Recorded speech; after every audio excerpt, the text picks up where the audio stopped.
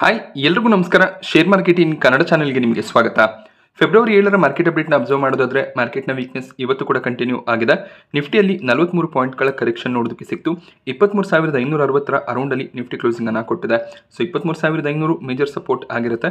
ಆ ಒಂದು ಸಪೋರ್ಟ್ ಲೆವೆಲ್ನ ಮೇಲ್ಗಡೆ ನಿಫ್ಟಿ ಟ್ರೇಡ್ ಆಗ್ತಿದೆ. ಹಾಗೆ ಸೆನ್ಸೆಕ್ಸ್ನಲ್ಲಿ 200 ಪಾಯಿಂಟ್ಗಳ ಅರೌಂಡಲ್ಲಿ ಇವತ್ತು ಕರೆಕ್ಷನ್ ನೋಡೋದಕ್ಕೆ ಸಿಕ್ತು. ಬ್ಯಾಂಕ್ ನಿಫ್ಟಿ ಕೂಡ 223 ಪಾಯಿಂಟ್ಗಳಷ್ಟು ಕರೆಕ್ಟ್ ಆಗಿದೆ. ಇವತ್ತು ನಿಫ್ಟಿಯಲ್ಲಿ ವೊಲಟಿಲಿಟಿ ಕೂಡ ನೋಡೋದಕ್ಕೆ ಸಿಕ್ತು. 11 ಗಂಟೆಯ ನಂತರ ಮಾರ್ಕೆಟ್ನಲ್ಲಿ ಒಂದು ರಿಕವರಿ ನೋಡೋದಕ್ಕೆ ಸಿಕ್ಕಿತ್ತು. ಬಟ್ ಆ ಒಂದು ರಿಕವರಿ ಸಸ್ಟೈನ್ ಆಗಲಿಲ್ಲ. ಮತ್ತೆ 23,700 ಅರೌಂಡಿಂದ ನಿಫ್ಟಿ ಕರೆಕ್ಟ್ ಆಗಿದೆ. ಸೊ 11 ಗಂಟೆ ಸುಮಾರಿಗೆ ರಿಕವರಿ ಬರೋದಕ್ಕೆ ಒಂದು ಮೇಜರ್ ರೀಸನ್ RBIನ ಮಾನಿಟರಿ ಪಾಲಿಸಿ ಮೀಟಿಂಗ್ನ ಅನೌನ್ಸ್ಮೆಂಟ್ ಆಗಿರುತ್ತೆ. ಎಕ್ಸ್ಪೆಕ್ಟೇಷನ್ ರೀತಿಯಲ್ಲಿ 25 ಬೇಸಿಸ್ ಪಾಯಿಂಟ್ ಅಂದರೆ 0.25% ರೇಟ್ ಕಟ್ ಅನ್ನು RBI ಮಾಡಿದ್ದಾರೆ. ಹಾಗೆ ಗ್ರೋತ್ ಫೋರ್ಕಾಸ್ಟ್ ಕೂಡ ಸ್ಟ್ರಾಂಗ್ ಆಗಿರೋದು ಕಾಣಿಸ್ತದೆ. ಈ ಒಂದು ಫಿನಾನ್ಷಿಯಲ್ ಇಯರ್ನಲ್ಲಿ ಅಂದರೆ 2025ರ ಫಿನಾನ್ಷಿಯಲ್ ಇಯರ್ನಲ್ಲಿ 6.4% GDP ಗ್ರೋತ್ ಬರುತ್ತೆ ಅನ್ನೋಂಥ ಒಂದು ಫೋರ್ಕಾಸ್ಟ್ ಇತ್ತು. ಆಲ್ರೆಡಿ 3 ಕ್ವಾರ್ಟರ್ನ GDP ಡೇಟಾ ನೋಡೋದಕ್ಕೆ ಸಿಕ್ಕಿದೆ. ಇನ್ನೊಂದು ಕ್ವಾರ್ಟರ್ನಲ್ಲಿ ಆ ಒಂದು ಫೋರ್ಕಾಸ್ಟ್ ಕಂಟಿನ್ಯೂ ಆಗುತ್ತೆ ಅಂತ ಹೊಸ ಗವರ್ನರ್ ಇವತ್ತು ಸ್ಟೇಟ್ಮೆಂಟ್ ಅನ್ನು ಕೊಟ್ಟಿದ್ದಾರೆ. ಅದರ ಜೊತೆಯಲ್ಲಿ ಮುಂದಿನ ಫಿನಾನ್ಷಿಯಲ್ ಇಯರ್ ಏಪ್ರಿಲ್ ತಿಂಗಳಿಂದ ಏನು ಸ್ಟಾರ್ಟ್ ಆಗ್ತಿದೆ 2026ರ ಫಿನಾನ್ಷಿಯಲ್ ಇಯರ್, ಈ ಒಂದು ಫಿನಾನ್ಷಿಯಲ್ ಇಯರ್ನಲ್ಲಿ 6.7% GDP ಗ್ರೋತ್ ಇರುತ್ತೆ ಅಂತ ಪ್ರಿಡಿಕ್ಟ್ ಮಾಡಿದ್ದಾರೆ. ಕ್ವಾರ್ಟರ್ 1ನಲ್ಲಿ 6.7%, ಕ್ವಾರ್ಟರ್ 2ನಲ್ಲಿ 7%, ಕ್ವಾರ್ಟರ್ 3ನಲ್ಲಿ ಕ್ವಾರ್ಟರ್ 4ನಲ್ಲಿ 6.5% GDP ಗ್ರೋತ್ ಆಗುತ್ತೆ ಅಂತ RBI ಫೋರ್ಕಾಸ್ಟ್ ಅನ್ನ ಮಾಡಿದೆ. ಸೊ ಒಂದು ಸ್ಟ್ರಾಂಗ್ GDP ಗ್ರೋತ್ ನ ಎಕ್ಸ್ಪೆಕ್ಟೇಷನ್ ಇರುತ್ತೆ. ಬಜೆಟ್ ನಲ್ಲಿ ಕನ್ಸಂಪ್ಷನ್ ಅನ್ನ ಇನ್ಕ್ರೀಸ್ ಮಾಡೋದಕ್ಕೆ ಎಲ್ಲ ಪ್ಲಾನ್ಸ್ ಅನ್ನ ಗವರ್ಮೆಂಟ್ ಮಾಡ್ಕೊಂಡಿದ್ರು. ಈಗ ರೇಟ್ ಕಟ್ಸ್ ಕೂಡ ಆಗಿರೋದ್ರಿಂದ ಕನ್ಸಂಪ್ಷನ್ ಇನ್ನಷ್ಟು ಇನ್ಕ್ರೀಸ್ ಆಗುತ್ತೆ. ಹಾಗೆ ನೀವು ಹೋಮ್ ಲೋನ್ ಅನ್ನ ತಗೊಂಡಿದ್ರೆ ಅದರ ಒಂದು EMIs ಕೂಡ ನಿಮಗೆ ಕಡಿಮೆ ಆಗೋದು ಕಾಣಿಸುತ್ತೆ. ಯಾಕೆಂದ್ರೆ 0.25% ಇಂಟ್ರೆಸ್ಟ್ ರೇಟ್ ಕಡಿಮೆ ಆಗುತ್ತೆ. ಫ್ಲೋಟಿಂಗ್ ರೇಟ್ ಇಂಟ್ರೆಸ್ಟ್ ಇದ್ರೆ ಮಾತ್ರ ಈ ಒಂದು ಕಂಡೀಷನ್ ಅಪ್ಲಿಕೇಬಲ್ ಆಗಿರುತ್ತೆ. ಹಾಗೆ FD ಮೇಲಿನ ಇಂಟ್ರೆಸ್ಟ್ ರೇಟ್ಸ್ ಕೂಡ ಮುಂದಿನ ದಿನಗಳಲ್ಲಿ ಕಡಿಮೆ ಆಗೋದು ಕಾಣಿಸುತ್ತೆ. ಹಾಗೆ ಇನ್ಫ್ಲೇಷನ್ ಪ್ರಿಡಿಕ್ಷನ್ ಅನ್ನು ಅಬ್ಸರ್ವ್ ಮಾಡಿದಾಗ ಮುಂದಿನ ಕ್ವಾರ್ಟರ್ನಲ್ಲಿ ಅಂದರೆ ಕ್ವಾರ್ಟರ್ 4ನಲ್ಲಿ 4.4% ಇನ್ಫ್ಲೇಷನ್ ಬರ್ಬೋದು ಅನ್ನೋಂಥ ಒಂದು ಎಕ್ಸ್ಪೆಕ್ಟೇಷನ್ ಇದೆ. ಹಾಗೆ 2026ರ ಫಿನಾನ್ಷಿಯಲ್ ಇಯರ್ನಲ್ಲಿ ಓವರ್ ಆಲ್ 4.2% ಇನ್ಫ್ಲೇಷನ್ ಪ್ರಿಡಿಕ್ಷನ್ ಇದೆ. RBIನ ಗೈಡ್ಲೈನ್ ಇರೋದು 4% ಕೆಳಗಡೆ ಇನ್ಫ್ಲೇಷನ್ ಇರಬೇಕು ಅಂತ. ಸೊ ಮುಂದಿನ ವರ್ಷ ಆ ಒಂದು ಮಾರ್ಕ್ ಅನ್ನ RBI ಅಚೀವ್ ಮಾಡುವಂಥ ಚಾನ್ಸಸ್ ಇರುತ್ತೆ. ಇನ್ಫ್ಲೇಷನ್ ಕಡಿಮೆ ಆದಷ್ಟು ಕೂಡ ರೇಟ್ ಕಟ್ಸ್ ಬರೋದು ಕಾಣಿಸುತ್ತೆ. ಸೊ ರೇಟ್ ಕಟ್ಸ್ ಮಾರ್ಕೆಟ್ಗೆ ಪಾಸಿಟಿವ್ ಆಗಿರುತ್ತೆ. ಎಲ್ಲ ಸೆಕ್ಟರ್ಗಳು ಕೂಡ ರೇಟ್ ಕಟ್ಸ್ ಅನ್ನ ಎಕ್ಸ್ಪೆಕ್ಟ್ ಮಾಡ್ತಿರ್ತಾರೆ. ಒಂದೊಂದು ಸೆಕ್ಟರ್ ಇನ್ನೊಂದು ಸೆಕ್ಟರ್ನ ಮೇಲೆ ಡಿಪೆಂಡ್ ಆಗಿರುತ್ತೆ. ಈಗ ನಾವು ಹೋಮ್ ಫಿನಾನ್ಸಿಂಗ್ ಸೆಕ್ಟರ್ ಅನ್ನು ಅಬ್ಸರ್ವ್ ಮಾಡಿದಾಗ RBI ರೆಪೋ ರೇಟ್ ಅನ್ನ ಕಟ್ ಮಾಡಿದಾಗ over all home loan interest ಕೂಡ ಕಡಿಮೆ ಆಗುತ್ತೆ. ಹಾಗೆ ಹೆಚ್ಚಾಗಿ ಜನರು ಹೋಮ್ ಲೋನ್ಸ್ ಅನ್ನ ತಗೊಳ್ಳುವಂತ ಚಾನ್ಸಸ್ ಇರುತ್ತೆ. ಸೊ ಇದರಿಂದ ರಿಯಲ್ ಎಸ್ಟೇಟ್ ಸೆಗ್ಮೆಂಟ್ ಒಂದು ಸ್ಟ್ರಾಂಗ್ ಬೂಮ್ ಅನ್ನ ಪಡ್ಕೊಳ್ಳುವಂತ ಚಾನ್ಸಸ್ ಇರುತ್ತೆ. ರಿಯಲ್ ಎಸ್ಟೇಟ್ ಸೆಗ್ಮೆಂಟ್ ನಲ್ಲಿ ಹೆಚ್ಚಿನ ಒಂದು ಸೇಲ್ಸ್ ಕೂಡ ಎಕ್ಸ್ಪೆಕ್ಟೆಡ್ ಇರುತ್ತೆ. So real estate segment strong ಆಗಿ ಪರ್ಫಾರ್ಮ್ ಮಾಡಬೇಕು ಅಂದ್ರೆ ಇನ್ಫ್ರಾ ಸೆಕ್ಟರ್ನ ಸ್ಟಾಕ್ಗಳು ಸ್ಟ್ರಾಂಗ್ ಆಗಿ ಪರ್ಫಾರ್ಮ್ ಮಾಡಬೇಕಾಗುತ್ತೆ. ಆಗ ಸಿಮೆಂಟ್, ಪೇಂಟ್, ಸ್ಟೀಲ್ ಈ ಎಲ್ಲ ಸೆಕ್ಟರ್ನ ಸ್ಟಾಕ್ಗಳು ಸ್ಟ್ರಾಂಗ್ ಆಗಿ ಪರ್ಫಾರ್ಮ್ ಮಾಡೋದಕ್ಕೆ ಸ್ಟಾರ್ಟ್ ಆಗುತ್ತೆ. ಹಾಗೆ ಆ ಮನೆಗಳಿಗೆ ಹೆಚ್ಚಿನ ವಸ್ತುಗಳ ಅವಶ್ಯಕತೆ ಇರುತ್ತೆ. ಆಗ ಕನ್ಸ್ಯೂಮರ್ ಗೂಡ್ಸ್ ಸೆಗ್ಮೆಂಟ್ನ ಸ್ಟಾಕ್ಗಳು ಸ್ಟ್ರಾಂಗ್ ಆಗಿ ಪರ್ಫಾರ್ಮ್ ಮಾಡುತ್ತೆ. ಈ ರೀತಿಯಲ್ಲಿ ಒಂದಕ್ಕೆ ಒಂದು ಸೆಕ್ಟರ್ ಲಿಂಕ್ ಆಗಿ ಇಂಟ್ರೆಸ್ಟ್ ರೇಟ್ ಕಡಿಮೆ ಆದಾಗ ಅದು ಪಾಸಿಟಿವ್ ರಿಯಾಕ್ಷನ್ಸ್ ಅನ್ನ ಮಾರ್ಕೆಟ್ನಲ್ಲಿ ಕೊಡುತ್ತೆ. ಸೊ ಈ ಒಂದು 25 ಬೇಸಿಸ್ ಪಾಯಿಂಟ್ನ ರೇಟ್ ಕಟ್ ಏನಿದೆ ಖಂಡಿತವಾಗ್ಲೂ ಮಾರ್ಕೆಟ್ಗೆ ಪಾಸಿಟಿವ್ ಆಗಿರುತ್ತೆ. ಸೊ ಮುಂದಿನ ಫಿನಾನ್ಷಿಯಲ್ ಇಯರ್ನಲ್ಲಿ ಇನ್ನೂ 2 ರೇಟ್ ಕಟ್ಸ್ ಬರುವಂಥ ಚಾನ್ಸಸ್ ಇದೆ. RBI ಇನ್ನೂ 50 ಬೇಸಿಸ್ ಪಾಯಿಂಟ್ ಅಂದರೆ 0.5% ರೇಟ್ ಕಟ್ ಅನ್ನು ಮಾಡುವಂಥ ಚಾನ್ಸಸ್ ಇದೆ. ಹಾಗೆ ದೆಹಲಿ ಎಲೆಕ್ಷನ್ನ ಎಕ್ಸಿಟ್ ಪೋಲ್ ಆಲ್ರೆಡಿ ಬಂದಿದೆ. ಬಟ್ ಈ ಒಂದು ಎಕ್ಸಿಟ್ ಪೋಲ್ಗೆ ಮಾರ್ಕೆಟ್ ಹೆಚ್ಚಿನ ಒಂದು ರಿಯಾಕ್ಷನ್ ಅನ್ನ ಕೊಟ್ಟಿಲ್ಲ. ಎಕ್ಸಿಟ್ ಪೋಲ್ನ ಪ್ರಕಾರ BJP ಡೆಲ್ಲಿ ಸ್ಟೇಟ್ ಅನ್ನ ಗೆಲ್ಬಹುದು ಅನ್ನೋಂಥ ಒಂದು ಎಕ್ಸ್ಪೆಕ್ಟೇಷನ್ ಇದೆ. ಕೇಂದ್ರದಲ್ಲಿ ಯಾವ ಒಂದು ಪಕ್ಷ ಆಡಳಿತದಲ್ಲಿ ಇರುತ್ತೆ ಆ ಪಕ್ಷ ಹೆಚ್ಚಿನ ಒಂದು ಸ್ಟೇಟ್ಗಳನ್ನ ಗೆದ್ದಾಗ ಅದು ಮಾರ್ಕೆಟ್ಗೆ ಪಾಸಿಟಿವ್ ಆಗಿರುತ್ತೆ. ಬಟ್ ಆ ರೀತಿಯ ಯಾವುದೇ ಒಂದು ಪಾಸಿಟಿವ್ ರಿಯಾಕ್ಷನ್ಸ್ 2 ದಿನಗಳಲ್ಲಿ ನೋಡೋದಕ್ಕೆ ಸಿಗಲಿಲ್ಲ. ನಾಳೆ ರಿಸಲ್ಟ್ ಇರುತ್ತೆ ಫೆಬ್ರವರಿ 8ಕ್ಕೆ. ಈ ಒಂದು ರಿಸಲ್ಟ್ನ ಬೇಸಿಸ್ ಮೇಲೆ ಸೋಮವಾರ ಮಾರ್ಕೆಟ್ ರಿಯಾಕ್ಟ್ ಮಾಡುವಂಥ ಚಾನ್ಸಸ್ ಇದೆ. ನಿಫ್ಟಿಯ ಟಾಪ್ ಗೇನರ್ಸ್ ಮತ್ತು ಲೂಸರ್ಸ್ ಅನ್ನು ಅಬ್ಸರ್ವ್ ಮಾಡಿದಾಗ ಮೆಟಲ್ ಸೆಕ್ಟರ್ನ ಸ್ಟಾಕ್ಗಳು ಟಾಪ್ ಗೇನರ್ಸ್ ಆಗಿತ್ತು. ಇದಕ್ಕೂ ರೀಸನ್ ರೇಟ್ ಕಟ್ಸ್ ಆಗಿರುತ್ತೆ. ಟಾಟಾ ಸ್ಟೀಲ್ನಲ್ಲಿ 4.5% ಜಂಪ್ ನೋಡೋದಕ್ಕೆ ಸಿಕ್ತು. JSW ಸ್ಟೀಲ್ 3.5% ಗೇನ್ ಆಗಿದೆ. ಇಂಡಾಲ್ಕೋನಲ್ಲಿ ಕೂಡ 2% ಜಂಪ್ ನೋಡೋದಕ್ಕೆ ಸಿಕ್ತು. ರಿಯಲ್ ಎಸ್ಟೇಟ್ ಸೆಕ್ಟರ್ನ ಸ್ಟಾಕ್ಗಳು ಕೂಡ ಇವತ್ತು ಸ್ಟ್ರಾಂಗ್ ಆಗಿ ಪರ್ಫಾರ್ಮ್ ಮಾಡಿದೆ. ಭಾರತೀಯ ಏರ್ಟೆಲ್ನಲ್ಲಿ ಕೂಡ 3.5% ಜಂಪ್ ನೋಡೋದಕ್ಕೆ ಸಿಕ್ತು. ಇದಕ್ಕೆ ರೀಸನ್ ಕಂಪನಿ ನಿನ್ನೆ ತಮ್ಮ ರಿಸಲ್ಟ್ಸ್ ಅನ್ನು ಡಿಕ್ಲೇರ್ ಮಾಡಿದ್ರು. ಒಂದು ಸ್ಟ್ರಾಂಗ್ ರಿಸಲ್ಟ್ ಭಾರತೀಯ ಏರ್ಟೆಲ್ನ ಕಡೆಯಿಂದ ನೋಡೋದಕ್ಕೆ ಸಿಕ್ಕಿತ್ತು. ಆ ರೀಸನ್ ಇಂದ ಸ್ಟಾಕ್ ಪ್ರೈಸ್ ನಲ್ಲಿ ಸ್ಟ್ರಾಂಗ್ ಜಂಪ್ ಕೂಡ ನೋಡೋದಕ್ಕೆ ಸಿಕ್ಕಿದೆ. ಭಾರತೀಯ ಏರ್ಟೆಲ್ ಈ ಒಂದು ಕ್ವಾರ್ಟರ್ನಲ್ಲಿ 45,129 ಕೋಟಿ ರೆವೆನ್ಯೂ ಅನ್ನು ಡಿಕ್ಲೇರ್ ಮಾಡಿದ್ದಾರೆ. Year on year quarter on quarter revenues increase ಆಗ್ತಿರೋದು ಕಾಣಿಸ್ತಿದೆ. ಈ ಕ್ವಾರ್ಟರ್ನಲ್ಲಿ 16,135 ಕೋಟಿ ಪ್ರಾಫಿಟ್ಸ್ ಅನ್ನ ಏರ್ಟೆಲ್ ಡಿಕ್ಲೇರ್ ಮಾಡಿದ್ದಾರೆ. ಲಾಸ್ಟ್ ಕ್ವಾರ್ಟರ್ನಲ್ಲಿ 4,153 ಕೋಟಿಯ ಪ್ರಾಫಿಟ್ ಇತ್ತು.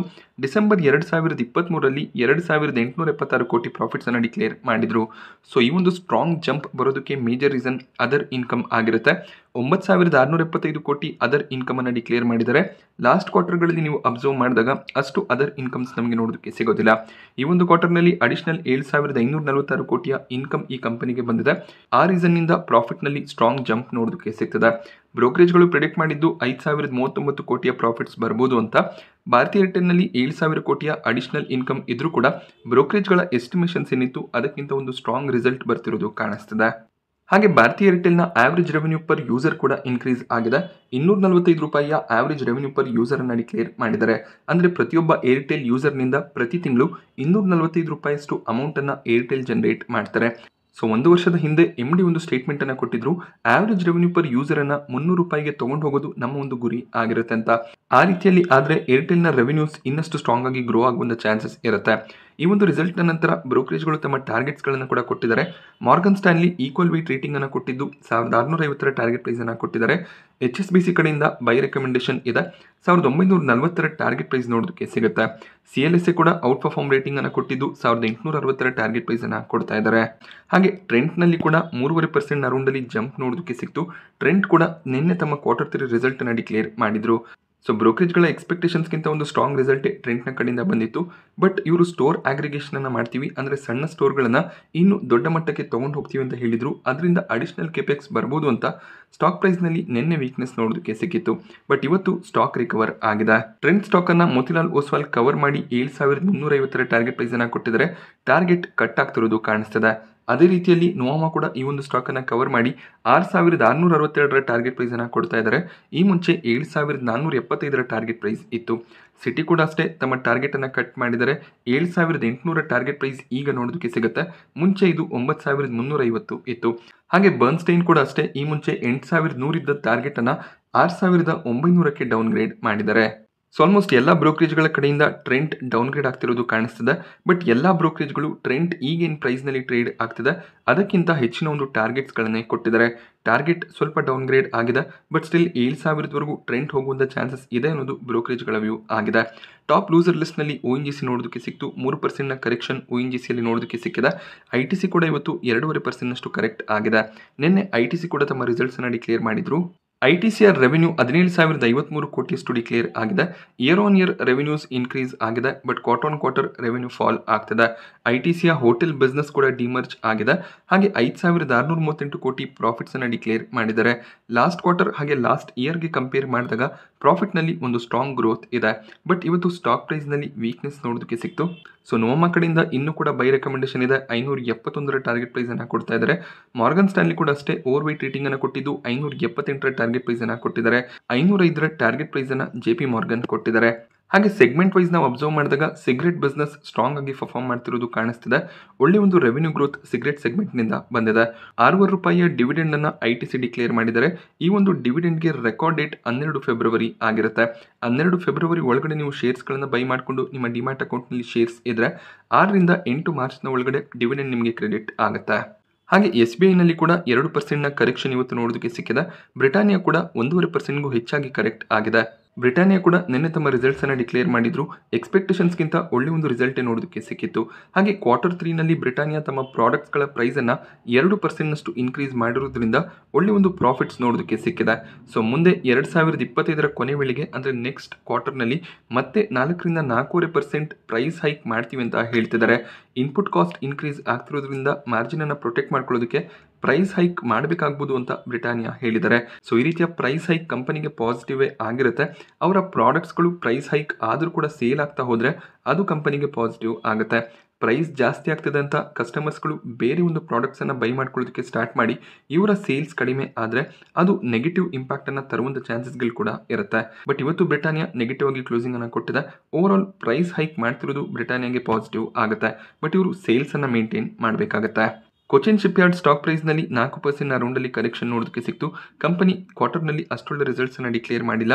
Year on year profits 27% fall ಆಗಿದೆ. ಬಟ್ ಕಂಪನಿಯ ಬಿಸ್ನೆಸ್ ಮಾಡೆಲ್ ಸ್ಟ್ರಾಂಗ್ ಆಗಿ ಕಾಣಿಸುತ್ತೆ. ಹಾಗೆ ಒಳ್ಳೆ ಒಂದು ಆರ್ಡರ್ ಬುಕ್ ಅನ್ನು ಕೂಡ ಕಂಪನಿ ಮೇಂಟೈನ್ ಮಾಡ್ತಿದ್ದಾರೆ. ಸೊ ಕೆಲವೊಂದಿಷ್ಟು ಕ್ವಾರ್ಟರ್ಗಳಲ್ಲಿ ಒಳ್ಳೆ ಒಂದು ಸೇಲ್ಸ್ ಇರುತ್ತೆ. ಹೆಚ್ಚಿನ ಒಂದು ಆರ್ಡರ್ಸ್ಗಳನ್ನು ಡೆಲಿವರ್ ಮಾಡಿರ್ತಾರೆ. ಹೆಚ್ಚಿನ ಒಂದು ಪ್ರಾಫಿಟ್ಸ್ ಕೂಡ ಸಿಗುತ್ತೆ. ಬಟ್ ಕೆಲವು ಕ್ವಾರ್ಟರ್ಗಳಲ್ಲಿ ಸ್ವಲ್ಪ ಡಿಫ್ರೆನ್ಸಸ್ ನೋಡೋದಕ್ಕೆ ಸಿಗ್ಬೋದು. ಹಾಗೆ Cochin ship yard ship building ಕೆಲಸವನ್ನು ಮಾಡುವಂಥ ಕಂಪನಿ. ಈ ಸೆಗ್ಮೆಂಟಲ್ಲಿ ಇನ್ನೂ ಕೆಲವೊಂದಿಷ್ಟು ಕಂಪನಿಗಳು ಹೊಸದಾಗಿ ಎಂಟರ್ ಆಗಬೇಕು ಅಂತ ಇದ್ದಾರೆ. ಆಗ ಕಾಂಪಿಟೇಷನ್ ಪ್ರೆಷರ್ ಕೂಡ ನೋಡೋದಕ್ಕೆ ಸಿಗುತ್ತೆ.